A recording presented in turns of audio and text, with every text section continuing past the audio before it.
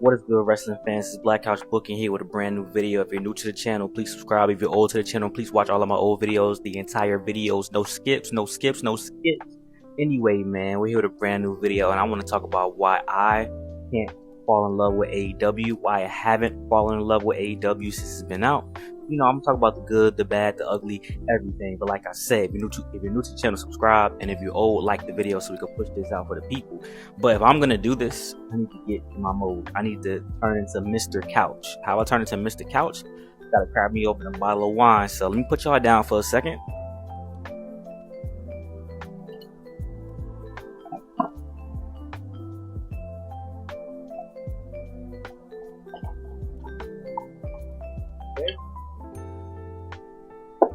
Alright, let me take my sip. If you of the legal age, please grab your beverage and sip with your boy. Alright, let's get it, man. Let's go. So let's do the good. Let's do the good first, right? Right. We're having a conversation, you know, we're grown adults. Let's do the good. I'm gonna be honest.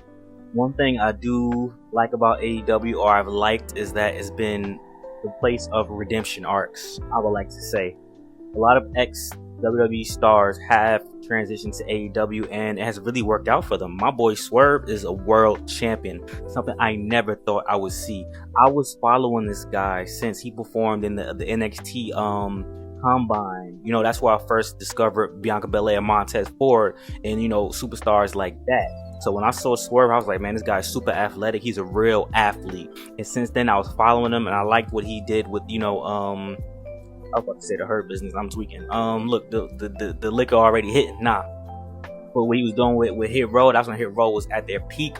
It was when Swerve was in the WWE. Samoa Joe got to be world champion, something that I really thought should have been a reality in WWE. I know he was hurt for a little while. He's doing commentary, but Samoa Joe is that caliber of a star. And if you ever seen him in TNA, you know who Samoa Joe is. You know how the things go. And some more good things. You know, I'm glad people like Darby Allin, who's someone I discovered really late in the game, but they actually made me pay more attention. I've seen Darby Allin, like, highlights and stuff like that on the independent scene, but I never really followed him. I got the opportunity to follow, you know, Darby Allin, you know, Jungle Boy, you know, MJF, you know what I'm saying? Seeing MJF on the big stage is crazy. You know what I mean? So I've gotten introduced to a lot of new characters, a lot of new people. So I'll give AEW that. And like I said, redemption arcs. My guy Malachi Black got to hold a championship on a main roster, something I never thought I would see in my lifetime. So I'm glad Malachi Black and Buddy Murphy, two of my favorites, actually got to team up, link up, and do something really cool. I like the House of Black. Toni Storm, one of my favorites since WWE. When I seen her, the first time I seen Toni Storm is when she was in the Royal Rumble, and I was like, she got it. It's just something about this person that I feel like she's gonna be big. When she got to the main roster on Smackdown, I was excited. Then she got a pie in the face for her efforts. So that's that. And it sucks to this day. It's something that really pisses me off dearly. If you been around and watched my videos, I mentioned the Toni Storm pie in the face thing more than one time. So, you know, that's just the things that I really, you know, enjoyed. And I was really happy to see a lot of these people got the opportunity. And I would not be shocked if a guy like Velveteen Dream was able to redeem himself and come to AEW. On the other hand, I could say that there were redemption arcs, but I could say that some arcs just didn't go anywhere, or they took very long to go somewhere. So let me start getting into things that I really did not enjoy. I'll talk more about the good stuff, but I'm not enjoying Sasha Banks, aka Mercedes Monet's run right now. I think Tony Khan is giving too much creative control to his superstars, which is kind of why I really don't like AEW. As you've seen with the backstage turmoil with CM Punks, the Young Bucks, and you know, all these people, all the backstage stuff. My boy Andrade putting hands on Sammy Guevara just to get kicked off of the roster. They did my boy Andrade so bad. I thought Andrade was gonna leave WWE and become a world champion in AEW. This motherfucker had the opportunity to win the little, it's not the Money in the Bank, they have like a poker chip in the air or some shit. He had the opportunity to win. He was by himself. He touched the shit, shrugged his shoulders, looked down, and did a flip off of the fucking ladder. Are you kidding me? That is the stupidest fucking booking. This man is not Jeff Hardy. Only a person like Jeff Hardy could justify doing some shit like that. Speaking of Jeff Hardy, Matt Hardy and Jeff Hardy going there was the biggest fucking waste of time I've ever seen in my life. Now, obviously Jeff Hardy's been dealing with things in his life, personal life, forever, and he's doing a lot better. TNA is one of Jeff Hardy's safe havens, I would say, besides that match with King. We don't talk about that. But it was a big waste of time for the Hardys. And like I said with Andrade, back to Andrade, his name was Vicky Guerrero, Chavo Guerrero. Like he was about to be with CJ Perry, aka Lana. What's going on? What the hell was going on in AEW with Andrade? You have one of the best stars, and you've seen that he's a great star. When you in AEW, you get to wrestle like elsewhere as well, and WWE's doing that now. But Andrade had that match where Ric Flair was in his corner. Andrade versus Kenny Omega was a fucking banger. Andrade versus Carlito was a fucking banger. And then toward the end of the run, you actually start doing good shit with Andrade, but it's too little too late. Like Tony Khan just was really a slave to not knowing what to do with the people on his roster. Tony Khan proved that WWE has a similar problem, but at least with the people that they are using, they're using them good. But even the people Tony Khan was using, they wasn't really doing shit. Like shit with Adam Cole and MJF was great, but what the fuck is what's next for Adam Cole? Why is Cesaro? Well, obviously he has a different name, but his mama call him Cesaro, I'm gonna call him Cesaro. What the fuck is Cesaro doing? Cesaro, at the height of his WWE run, he got a world championship match against Roman Reigns. I thought he was gonna transition right to the AEW championship. This motherfucker Ring of Honor champion. Holy shit. Daniel Bryan, what the hell is Daniel Bryan doing over there? Bryan Danielson, whatever you want to call him. You know what I'm saying? Like, it's just so many. John, don't even get me started on. I'm rambling. I'm jumping all over the place because listen, this is why I can't get into it. What the fuck? John Moxley, I will say this, he's had some of his better matches in AEW. That is great. That is perfectly fine. But what I will say is, what the hell is going on with him? At least he had the liberty of being AEW World Champion. But at the end of the day, if you sign a guy like John Moxley, he still doesn't feel like a top guy in AEW. He's somewhere dicking off right now doing death matches. CM Punk and Cody Rhodes absolutely wasted in AEW. But that's more of the fans for Cody Rhodes. I would say the fans, they love you, then they hate you, then they love you, then they hate you again. They turn on Cody Rhodes extremely quickly. And Cody Rhodes, justifiably, he said he left because, he wanted to go get a WWE championship for his family. But at the end of the day, AEW was ass. Tony Khan was on some bullshit, and Cody Rhodes knew he had to get out of there because shit was gonna go downhill just like it did. And you see what happened with CM Punk. Jade Cargill looked amazing in AEW, undefeated, kicking ass for a long ass time. Even said, you know what, I'm gonna get out of here.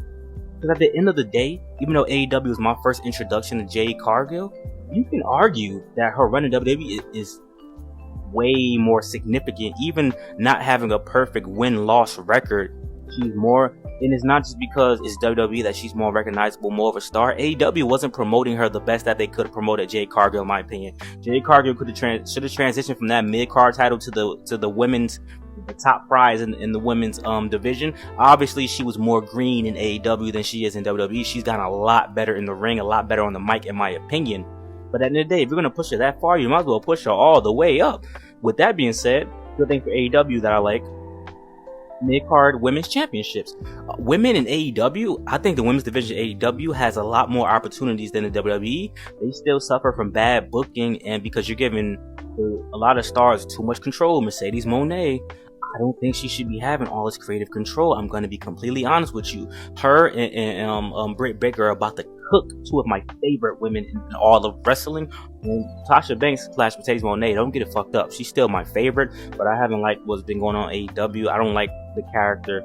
I would love her to go back to Sasha Banks and come back to WWE, but we'll see if that happens. Like, her window isn't as big as you guys think. If she doesn't come within the next 3-4 years, I don't know what her contract looking like.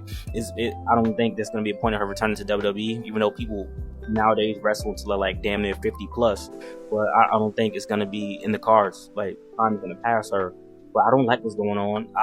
Speaking of things I like, though, Dr. Britt Baker. Like, AEW has introduced me to people who I would never watch normally. Like Dr. Britt Baker, one of my favorites. Oh man, she got that aura. Mariah May, someone who I thought was just a side piece in the whole Tony Storm thing, she's doing a really good job. And I'm glad Paige was able to get redemption. WWE wouldn't even let her wrestle, I believe. I think that's why she left, because even though she was clear, they wouldn't let her get in the ring. Shout out to Paige, man.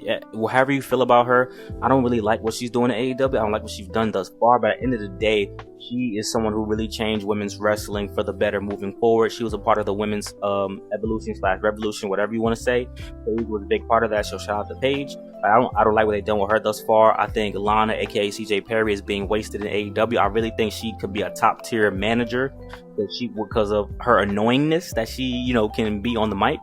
Rusev, aka what the fuck is he called right now? I forgot what he's called in AEW. Some bullshit. Rusev, not a good run, bro. It has some high points, but it's mostly been low.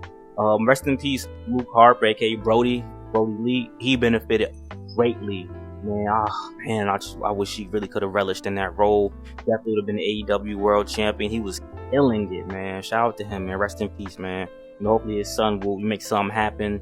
And like I said, we didn't get the Undisputed Era back, which I thought that would be self-explanatory. The Young Bucks. Oh, let me talk about the wrestling. Besides just the show. So the wrestling, right? It's very spot heavy. Wrestling is about spots and stuff like that. But if you ever watch some AEW matches, you can tell that while they're in the match, they're going over in their head the choreography. Okay, I'm gonna sweep my leg over your head. You duck. You roll around. You jump over me when I bounce off the ropes. It's like it's being telegraphed live in front of you, like they're practicing this shit for the first time. Whereas WWE is a lot more smoother depending on who's in the ring. But I'm talking about top guys are doing this shit. And I'm not going to say the Young Bucks do this. I'm going to say their opponents, who they often go against in the ring, does this a lot. And it's very annoying because the Young Bucks move a lot faster than their contemporaries on the roster. So you can see their opponents like going through the motions in their head to keep up. Kenny Omega. Kenny Omega is one of the greatest wrestlers in the world. He is in my top 3 greatest wrestlers in the world. Seth Rollins, Kenny Omega, Roman Reigns. That's my 3, and the order changes every now and then. But Kenny Omega and a guy like Will Ospreay should not be in AEW. Their talent should be showcased in the WWE. I think Will Ospreay made a stupid ass decision because he's very prideful. Whatever beef you got with Triple H or Seth Rollins or whoever, bro, you go get that real bag and you go show the world you're the best if you really think that way. Which I pray Kenny Omega's about to get out of that contract. It's not worth being the executive vice president, blah blah blah. All that shit is bullshit. At the end of the day, if you're not being built for success, Kenny Omega had all the belts, bro. That was one of the coolest things I ever seen. The AEW World Championship, TNA Championship. He had all the belts around him, like the belt collector. Kenny Omega is one of the greatest of all time. Got fucked over with the video game. Got fucked over for his run. His buddies got their ass whooped by CM Punk. His buddies got punished for it. His buddies are still there. And now they're dicking around with their Mario and Luigi mustaches. The stories aren't great because you're letting you have to pull people back. Even a genius like Bray Wyatt had to get pulled back sometimes. Had to say, hey, Bray, that's not what we do. We're going to do this. And Bray went with it. Sometimes it worked, sometimes it didn't work. But you have to work with your reps and say, nah, you can't do that. Obviously, I'm not in the room with them. I can't say that he's not telling them to pull shit back, but it doesn't seem like it. Because a lot of these fucking stories are very goofy and they go on for too long, or they go for too short, or we got to jump to the next thing because that was stupid and ass. So we got to jump to the next thing. AEW isn't that like concurrent. Like it doesn't go in a straight line. It goes up, down, left, right, up, down, left, right. Which is why I can't fall in love with the product, because the product isn't consistent. Shit changes so often. That AEW World Championship was after Chris Jericho lost that shit was being passed around. CM Punk, John Moxley, this guy, MJF, Hangman Adam Page, this motherfucker. I'm like, holy shit. It's not about long title reigns. It's about continuity of feuds and rivalries. We're just jumping from this to this. It's like AEW's a thought. It's jumping from we to we. Settle down and get married, you whore. That's the problem with AEW, sincerely, and that's my big issue. But you let me know if you agree or disagree. This isn't really a critique. I'm using stats and facts and all this. This is really just a casual fan's perspective on looking at the product compared to WWE, where I could follow along more. But AEW does give people more of an opportunity, which is why I could give them a chance in the future. If you're new to the channel, like, comment, subscribe. Let me know if you guys like this video, man. Mr. Couch is out. Have my sip. That's good. I'll talk to y'all later, man. Peace.